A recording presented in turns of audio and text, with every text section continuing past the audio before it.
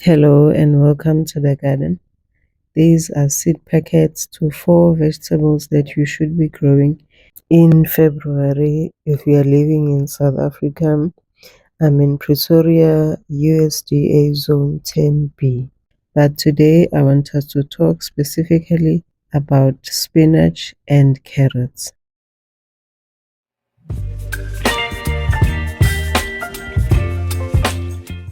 Please note that throughout this video, I'll be referring to this vegetable as spinach. In my area, we don't really make the distinction between spinach and Swiss chard. So this is spinach, this is spinach, this is spinach, this is spinach, and so is this. Don't be alarmed throughout the video when I say spinach. I'm referring to these cultivars of vegetables. As I work on planting these spinach and carrot seeds, in this video I want to discuss some of the challenges and solutions that you might face when you grow your spinach and carrots this season. I'll give you 3 challenges for the spinach and 3 challenges for carrots together with their solutions. Let's start with challenge number 1. When you're growing spinach in an environment like mine, where summers can get really hot, you might experience some bolting of your plants. Spinach is a cool season crop and can bolt very quickly in extremely hot weather. Once your weather gets above 24 degrees Celsius, you are at risk of experiencing bolting of your spinach. In South Africa, temperatures above 24 degrees are a norm both in spring and summer. This, coupled with long daylight hours when the sun is hot for more than 6 hours a day, this can trigger bolting of your spinach. Another cause of bolting can be stress or lack of water and nutrients.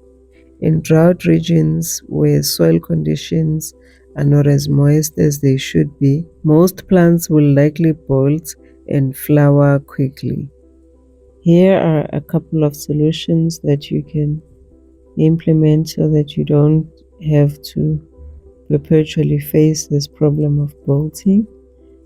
The first solution is for you to try and grow spinach in early spring so that you can get your best results. Early spring here in South Africa is a bit warm, so that's your best bet to get your best nice and soft green spinach. Another option is for you to make a nice shade for your plants, which you can implement during hot months, and choose bolt resistant varieties like your Bloomsdale or your giant winter spinach. Your third solution is for you to keep soil consistently moist. You can do this by either mulching around your plants or interplanting them between taller crops. The taller crops will cast a shade or a shadow during the day over your spinach plants. This will help the soil around your plants to retain its moisture while keeping those green leaves nice and cool throughout the summer days. The second challenge that you might face when growing your spinach this season is pests and disease. Pests such as aphids, caterpillars, leaf miners, they love spinach. And don't even get me started on the powdery mildew ruining your perfect leaves. The causes of these pests and disease range from overcrowding, which causes poor airflow and makes your plants more vulnerable to pests and fungal diseases, because if your plants are overcrowded, you won't even be able to see the first signs of a pest infestation. The second cause of pests and disease is excessive humidity. If you're living in a coastal area where whenever it rains, it becomes excessively humid, these conditions create the perfect breeding ground for mildew and fungal infections. I've had my fair share of mildew and fungal infections, especially when it starts to rain non-stop where I stay. The third issue that causes pests and disease is weak plants. Nutrient deficiencies or stress can make your plants more attractive to pests. Let's move over to the solutions for these pests and disease problems.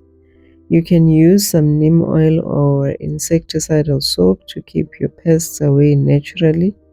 You can improve airflow by spacing plants properly at least 15 centimeters apart. For powdery mildew, a simple baking soda or milk spray has done the trick for me. And you also need to practice crop rotation. Every season where you had planted your spinach, the following season you can plant a different crop. Confuse the enemy and all that. Our third and final challenge when growing spinach is poor soil and watering issues.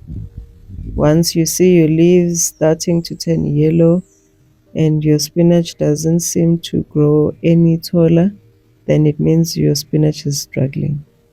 The causes of poor growth are nutrient deficiencies in your soil. Sometimes your soil might be lacking nitrogen, which makes your leaves pale and your plants weak. Another issue that will cause poor growth is your inconsistent watering. Overwatering will cause root rot. Underwatering will stress your plant. So you need to make sure that you follow correct watering frequency according to your season, according to your soil, and the amount of rainfall that you will receive during your growing season. Compacted soil is another issue that will deter your roots from spreading and growing properly, and this will limit the amount of nutrients that your plant is able to uptake. Let me give you two solutions for poor plant growth. Firstly, you must make sure that you use well-draining, nutrient-rich soil, which you can augment with some compost or some natural fertilizers. And you need to make sure that you water consistently and avoid waterlogging your plants. You keep your soil moist, not soaked.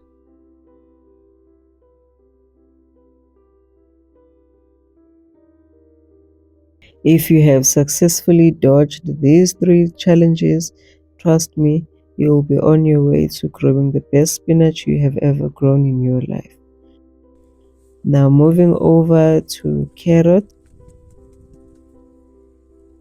In South Africa, February is a perfect month for you to start growing your carrots. I'm going to discuss here 3 challenges that you might face when growing your carrots this season. The first challenge is poor germination. Sometimes your carrot seeds might not sprout in time, or it might feel like it's taking forever for you to see anything green above the soil where you had buried the seeds. The causes of poor seed germination. The biggest one is soil crusting. If the soil forms hard crust, the delicate carrot seedlings cannot break through. Imagine if you were a seedling and you were trying to grow, but you had this massive concrete or steel structure that is blocking you from emerging from your cocoon.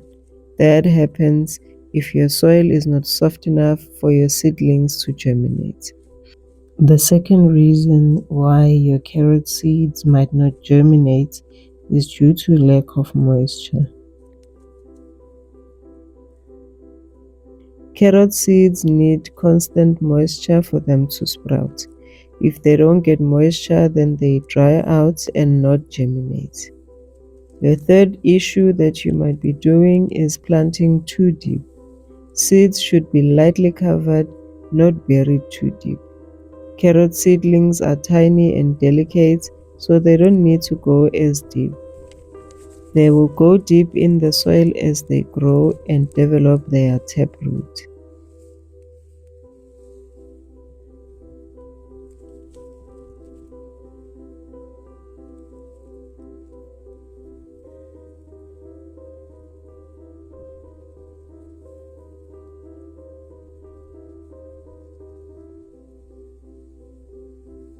My solution for these issues is to keep your soil consistently moist during germination. And this is not a hard task because carrot seeds normally take from 7 up to 14 days to germinate. You can use a thin layer of mulch or burlap over the soil to prevent drying out. Gently loosen the soil to prevent it from crusting before you plant. But once you've put the seedlings in the soil, don't disturb them. Just keep them moist, and you will see in 14 days you will have your green carrot tops popping up from your ground. If you started growing carrots in hopes that you will only get those nice, straight, picture perfect carrots that we buy from the grocery stores, well, you're in for a rude awakening. Sometimes carrots can be forked and misshapen, and they have given me some weird shapes in the past. And this is caused by rocky or hard soil. When the carrot hits an obstacle, it grows in weird shapes. Another issue that might cause your carrots to form weird shapes is excess nitrogen. Too much fertilizer can make the tops grow big, but the roots stay small. This results in weird formation of the taproots, which is the actual carrots that we eat. Another problem is root disturbance. Transplanting or thinning your carrots roughly can damage your roots. Once the carrot root is damaged, it will either try and repair itself, causing a weird shape, or it will just simply die out. My solution for this: use loose and sandy soil and remove rocks before planting. Avoid fresh manure as it can cause excessive top growth but small and misshapen roots.